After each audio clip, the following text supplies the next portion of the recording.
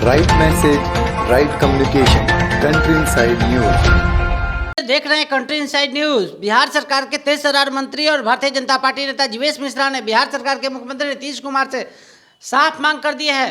Popular front of India PFI पे त्वरित प्रतिबंध बिहार सरकार को लगाना चाहिए।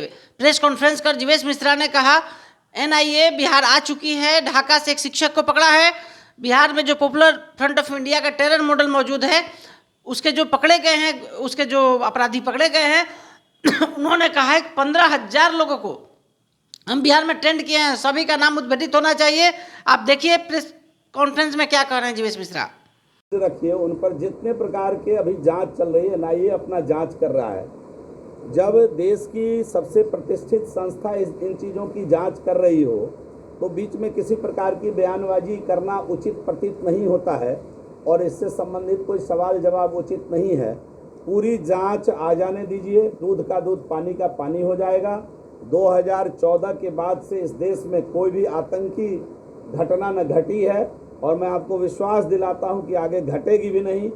जब ये इस प्रकार का षड्यंत्र रचेंगे, हमारी सरकार की जो एजेंसी है, इस देश की जो एजेंसी है, उसको पूर्व में ही उसका पता लगाएगा और उसको प्रतिबंधित भी करेगा, उसको कठोरतम सजा देने का भी काम करेगा। तो एक बार जो एजेंसी है एनआईए या जो भी एजेंसी इसमें जांच कर रही है, उसका मुकम्मल रिपोर्ट आ जाने दीजिए, उसके बाद कोई क्रिया प्रतिक्रिया उचित होगा।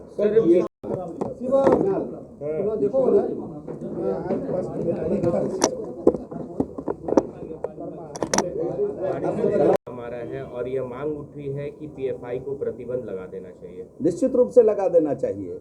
आतंकवादी गतिविधि में जो कोई एजेंसी लगा हुआ है, क्यों पीएफआई, क्यों एसडीपीआई, जो भी एजेंसी इससे संबंधित कार्य कर रहा है, आतंकवादी गतिविधि में संलिप्त है या फिर कोई राष्ट्र विरोधी कार्य में संलिप्त है, उनको तुरंत उन पर प्रतिबंध लगा देना चाहिए। सीधा उन पर उनको प्रतिबंधित करने का काम करना चाहिए। मेरी व्यक्तिगत राय। सर, आतंकियों के निकाल इस्लामी स्टेट फुरसाना है, उसने अपने ट्विटर हैंडल और जो पत्रिका है उस पर भारतीय जनता पार्टी के जो भी नेता हैं उनके खिलाफ आतंकी गतिविधि का पाते हैं। उनका काम तमाम होने वाला है। भारतीय जनता पार्टी के नेता के खिलाफ आतंकी गतिविधि क्या, इस देश के एक आम आवाम के खिलाफ भी, इस देश के अंतिम व्यक्ति के खिलाफ भी, इस देश के अंतिम पंक्ति में खड़ा व्यक्ति के खिलाफ भी अगर कोई आतंकवादी गतिविधि चलाने की हिमाकत करेगा तो अब यह देश शक्तिशाली है, सामर्थ्यवान है, इसका पुरजोर उसका मुकम्मल जवाब दिया जाएगा और उसकी सज़ा केवल और केवल जेल होगी। उसकी आतंकवाद की कोख उजाड़ देने की क्षमता अब ये भारत की सरकार रखती है, ये भारत देश रखता है।